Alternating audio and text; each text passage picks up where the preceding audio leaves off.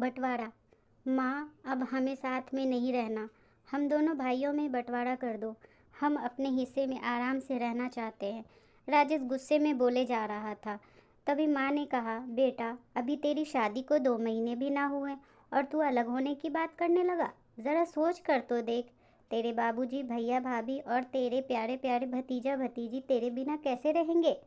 पूजा बेटे की बात सुनकर सदमे में बोली जा रही थी।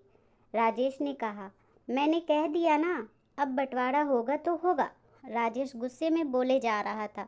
तभी भाभी ने कहा, आप कैसी बात कर रहे हो देवर जी? ऐसा क्या हो गया जो आप अलग होने की जिद कर रहे हो? किसी ने कुछ कहा है क्या? बताएं तो सही। कोई परेशानी होगी तो हम सुलझाने की कोशिश करेंगे, पर आप बंटवारे की बात मत कीजिए।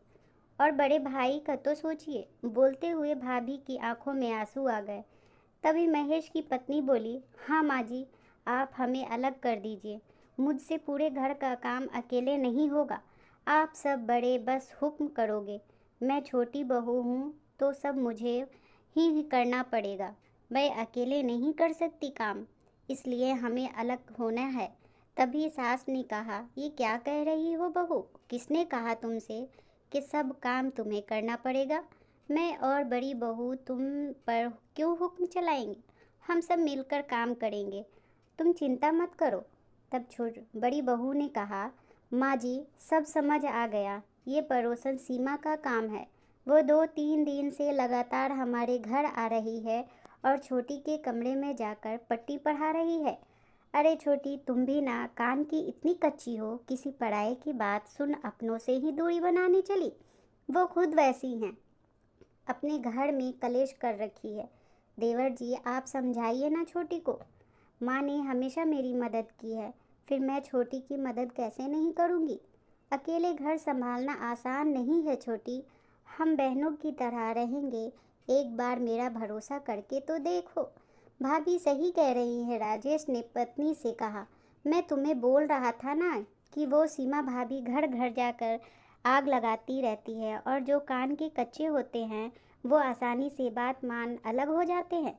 जब तुम मेरी बात मान ही नहीं रही थी, तब मुझे माँ से अलग होने को कहना पड़ा। अभी भी कह रहा हूँ, माँ और भाभी की बात पर भरोसा करो और उस पराई पड़ोसन पर नहीं। तभी राजेश की पत्नी ने कहा, दीदी, मुझे अकेले ही सब काम नहीं करने कहेंगी ना? गीता ने सर झुकाए बोला, नहीं मेरी छोटी बहन, अपनी दीदी का भरोसा कर। और हाँ, एक बात और, किसी की बात पर आसानी से भरोसा करने से पहले एक बार जांच परख ले, नहीं तो कान के कच्चे लोगों का सब कुछ बर्बाद होते वक्त नहीं लगता। ये कहते हुए दोनों गले लग गई। तभी राजेश की पत्नी को लगा कि 2 महीने में कभी ऐसा नहीं उसे लगा कि उसके ऊपर बहुत जिम्मेदारी आ गई हो। मैं भी ना कहाँ सीमा भाभी की बातों में आकर अपने अच्छे भले ससुराल में दीवार खड़ी करवाने जा रही थी। दोस्तों, इस कहानी से हमें यह सीखने को मिलती है कि कभी भी दूसरों की बातों में नहीं आना चाहिए और किसी की बात पर इतनी जल्दी विश्वास नहीं करना चाहिए।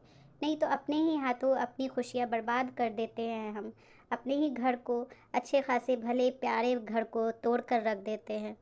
दोस्तों, प्लीज़ लाइक और सब्सक्राइब